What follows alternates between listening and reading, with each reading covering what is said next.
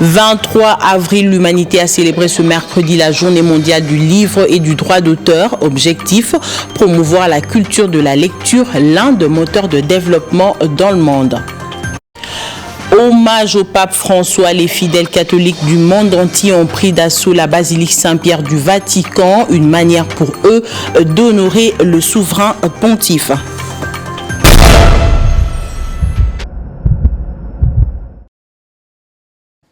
Bienvenue si vous nous rejoignez. La ministre d'État, ministre de l'Éducation nationale et Nouvelle Citoyenneté a effectué une ronde ce mercredi dans quelques écoles de la capitale. Accompagnée de Jean-Pierre Kezamoudrou, son second, Raissa Maloudinanga, a supervisé le déroulement de la 12e édition de la Semaine de la Science et de Technologie. Un rendez-vous qui vise le développement en milieu scolaire, une culture scientifique et technologique. Regardez. De l'Institut de la Gombe au complexe scolaire Les Loupio, en passant par le lycée Chaoumba et Liti Gombe, la ministre d'État Raissa Malou a pu se rendre compte de la ferveur qui entoure cette 12e édition qui s'est tenue dans plusieurs écoles. Contrairement aux éditions précédentes, la Semaine de la Science et des Technologies 2025 a substitué le village de la science par la décentralisation des activités dans les écoles dans le souci d'emmener ce grand rendez-vous scientifique vers la communauté scolaire plutôt que l'inverse. Sous le thème « Imagine demain, sciences et société », plusieurs ateliers ont été organisés au sein des écoles par les élèves et les animateurs de la Semaine de la Science sur des sujets scientifiques cruciaux de l'heure, notamment l'intelligence artificielle, le génie mécanique et industriel, le changement climatique, l'alimentation biologique et les énergies renouvelables. Au terme de cette ronde de quelques écoles, la ministre de l'Éducation nationale s'est dit satisfaite de l'intérêt porté par les élèves de tous les niveaux confondus pour des sujets aussi sensibles que ceux qu'ils ont abordés dans les ateliers animés par eux et plus globalement. Elle s'est réjouie du bon déroulement de cette édition 2025 de la Semaine de la Science et des Technologies. Initiée en 2013 par la vision de Raissa Malou, aujourd'hui ministre de l'Éducation nationale, la Semaine de la Science et des Technologies a eu lieu chaque année et vise à développer en Afrique une culture scientifique et technologique, promouvoir les savoirs et les savoir-faire dans ces domaines et susciter des vocations chez les élèves, les étudiants et les jeunes professionnels. On reste sur la 12e édition de la Semaine de la Science et de Technologie à la province éducationnelle de la Funa. C'est l'inspecteur principal provincial qui a donné les go des activités. Thème retenu, Imagine demain, sciences et société. Rigan Tanzei l'a accompagné. Dans le cadre de la Semaine de la Science et des Technologies lancée par la ministre d'État, ministre en charge de l'Éducation nationale et Nouvelle Citoyenneté Raissa Malou, l'inspecteur principal provincial de la Funa, Agathe Mambele, a elle donné le coup d'envoi de ses activités à l'école Madame Sévigné de Bandalungwa, tout en exprimant sa satisfaction pour cette initiative. Monsieur le Président de la République, pour son souci sur le système éducatif de notre pays et son choix porté sur Madame la Mineta, c'est un bon choix parce que notre ministre pense avec son thème que Imagine demain. Donc vous voyez déjà qu'il y a déjà l'avenir qui pointe à l'horizon. Donc la Semaine de la Science est pour nous une bonne tranche de réflexion, de travail et d'expérience. Parce que je viens de voir que même à l'école primaire, avec la leçon de la technologie, on apprend déjà à l'enfant du 6e primaire à remplacer une ampoule. Et d'autres expériences que j'ai vues avec la nature, on peut transformer beaucoup de choses. Choses parfois, on n'y pensait pas.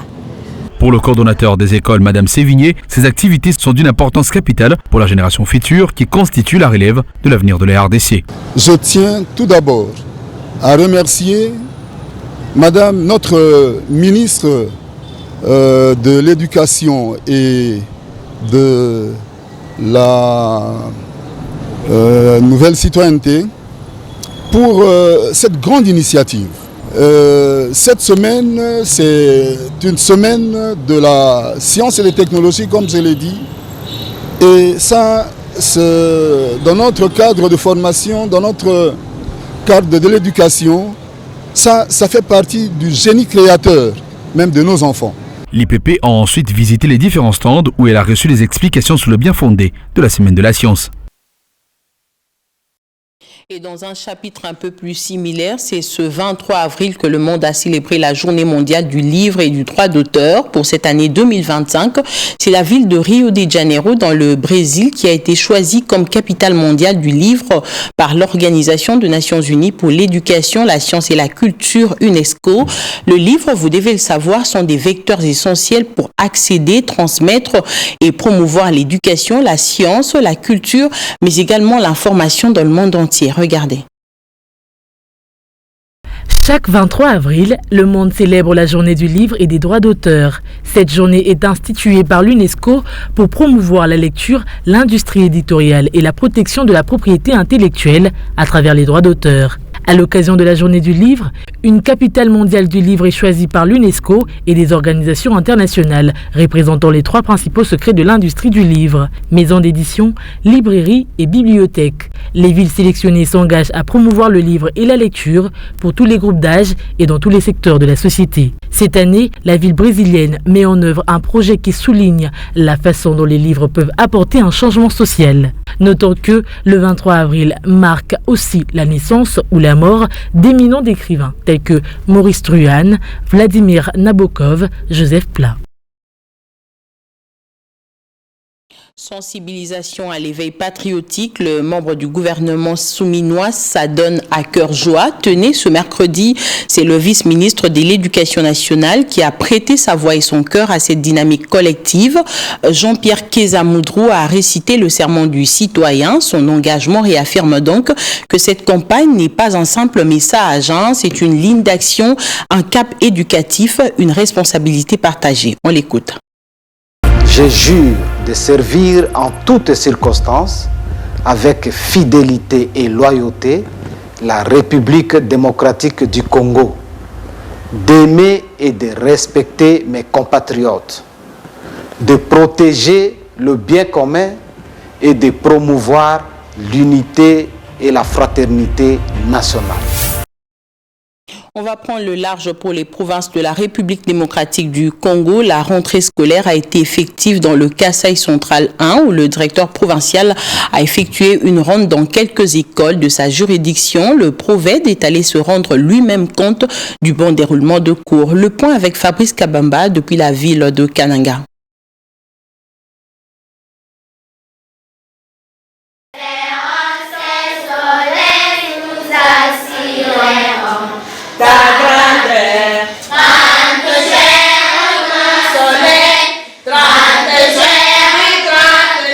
Le mot d'ordre du président national de l'Église du Christ au Congo n'a pas été respecté dans la province éducationnelle Kasaï central 1. Toutes les écoles primaires et secondaires ont ouvert leurs portes à partir de 7h30. À cette occasion, le directeur de la province éducationnelle Kasaï central 1, Richard Pampagné, a effectué une ronde sur terrain pour se rendre compte de la rentrée effective au lycée Bassangili de la 31e communauté presbytérienne au Congo, d'où toutes les écoles ont fonctionné comme d'habitude. Le prophète Pampagné Bomboko salue cette rentrée. Oui, nous sommes dans l'école pour nous rendre compte de l'effectivité de la reprise des cours. Vous savez que les enfants étaient en vacances de Pâques et c'est aujourd'hui qu'ils devaient reprendre. Et nous sommes venus ici à la 30e CPC pour voir si réellement les cours ont repris. Et vous avez vu vous-même que tous les élèves ont répondu présent, les enseignants, la directrice, aucun cas d'absence ici et nous félicitons les autorités de cette école. De son côté, le préfet Lambert Mozart Cheboué s'est dit très satisfait pour la marque de confiance que ses élèves ont repris le chemin de l'école sans problème. Et on vient de faire la ronde de salle, elles sont là. Elles sont là. Cette confiance, les parents me l'ont témoigné depuis très longtemps. Je suis à la tête de cette école. Ça, c'est la 21e année que je dirige le lycée Bassangili. À cause de notre dynamisme et consort, ils nous ont fait totalement confiance. Et c'est ainsi qu'elles sont là en train de travailler avec ces filles congolaises. Pour rappel, dans une lettre signée le 18 avril dernier, le révérend docteur André Gédéon Bokundoa avait demandé à tous ses collaborateurs d'arrêter les travaux les lundis de Pâques et de Pentecôte.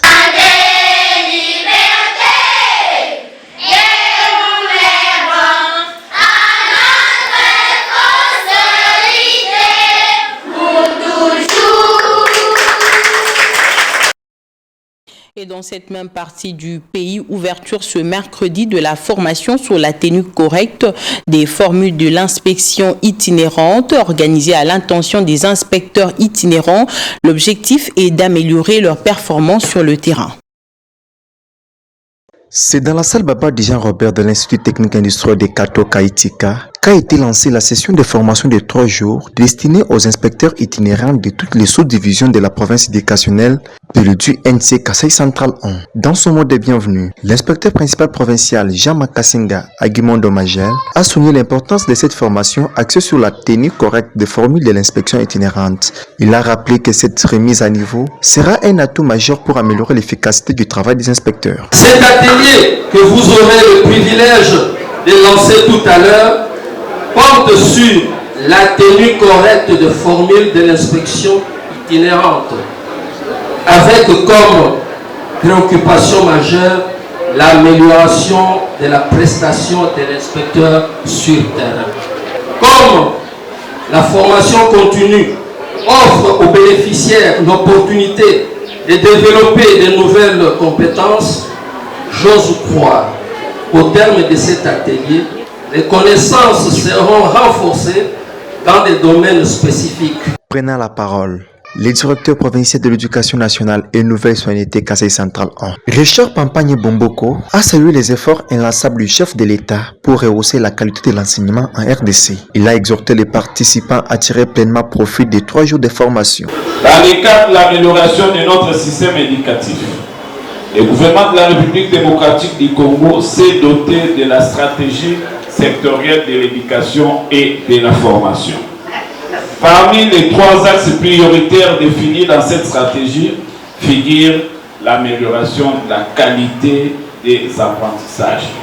Chers participants, je vous invite à l'appropriation des matières car à la fin de cette formation, chacun de vous sera capable de maîtriser et utiliser les formules rénovées de l'inspection itinérante mises à la disposition et de l'organisation des activités inspection de manière identique tant à l'itinérance qu'à l'exploitation des rapports. Le ministre provincial de l'Éducation, Honoré Mouchipaïgi Baloé, a officiellement lancé les travaux. Il a rappelé les principales missions des inspecteurs itinérants sur le terrain et exprimé l'espoir de voir leurs prestations nettement s'améliorer à l'issue de cette session. Signalons que cette formation regroupe les inspecteurs venus du territoire de Dzimbeleni, d'Ibaya, d'Emba, ainsi que de la ville de Kananga, tous relevant de la province éducationnelle Kasaï Central 1.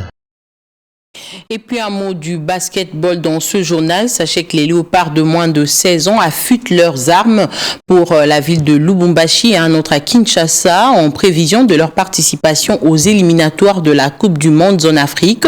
Une préparation en 2 phases avant la jonction prévue ici dans la capitale congolaise. Tenue à la régularité aux compétitions de la FIBA, la FEBACO s'apprête déjà à faire bonne figure à Yaoundé au Cameroun lors des éliminatoires de cette compétition qui auront lieu du 12 au 17 mai de l'année en cours.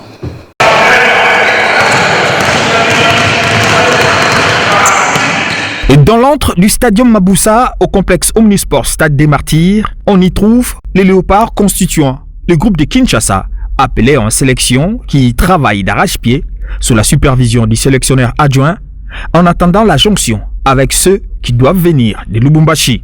Les indicateurs de préparation en possession de Placide Odimba sont prometteurs. La séance d'aujourd'hui, c'est la première de la semaine. Nous avons légèrement travaillé physique et puis nous avons fait en revue un travail de passe, un travail de tir parce que c'est important. Et puis là, nous terminons par une phase de jeu. Elle a été dirigée, mais là, elle est libre pour essayer de continuer à répéter le système de jeu que nous avons déjà mis en place. À l'approche de ces éliminatoires, après d'intenses préparations de 2 semaines, l'atterrissage semble en douceur et les léopards de leur côté se disent aptes à faire face à n'importe quel adversaire. Et nous sommes presque prêts déjà pour aller à la compétition, vu que la compétition c'est d'ici là, début mai. L'ambiance dans l'équipe, c'est comme si on était déjà une famille. C'est comme si on a déjà joué ensemble et tout, ça se passe vraiment à merveille. Le staff nous a communiqué l'objectif, surtout les coachs. Le coach est vraiment précis. Il a dit là où nous allons à Yaoundé, l'objectif c'est pour gagner. Il est à noter que Patient Felekeni, sélectionneur principal des léopards basketball moins de 16 ans, supervise le groupe de Lubumbashi dont la venue à Kinshasa est annoncée d'ici quelques jours.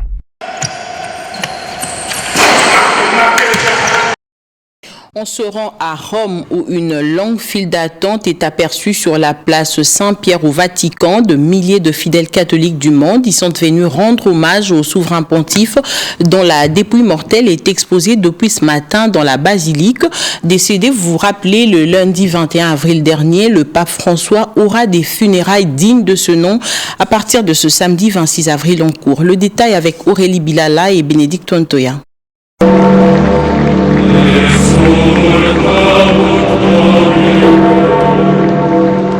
Décédé lundi 21 avril dernier à l'âge de 88 ans, le corps du pape François a été transféré de la chapelle de la résidence Sainte-Marthe où le souverain pontife vivait vers la basile Saint-Pierre de Rome ce mercredi matin.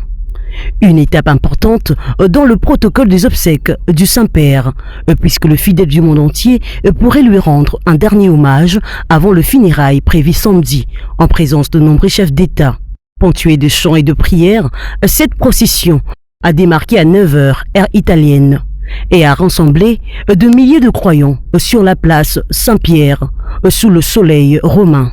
Une fois installée au cœur de la basilique, la dépouille du pape a été bénie par le cardinal Camerling Kevin Farrell, qui a animé une courte cérémonie.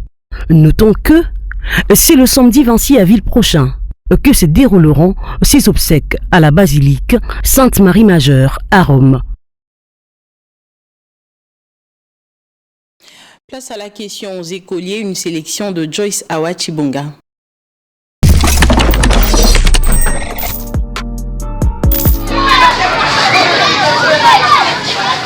Plusieurs disent la connaître et même la mettre en pratique. L'intégrité, qu'est-ce que c'est exactement? Nous nous y sommes penchés cette semaine avec notre cible. Vous le savez, les écoliers, suivez. L'intégrité est la qualité d'un homme intègre, un homme incorruptible, doté d'un sens moral très élevé en toutes circonstances. L'intégrité, c'est le fait d'être incorruptible. L'intégrité, c'est un mot qui rime avec le mot omnipotence. Pour moi, l'intégrité, c'est la conscience pure. La sagesse de l'enseignant d'intervenir. L'intégrité est un mot qui rime avec la confiance. Un homme intègre, c'est un homme qui a à qui on peut faire confiance. Merci d'avoir suivi ce numéro et à la semaine prochaine.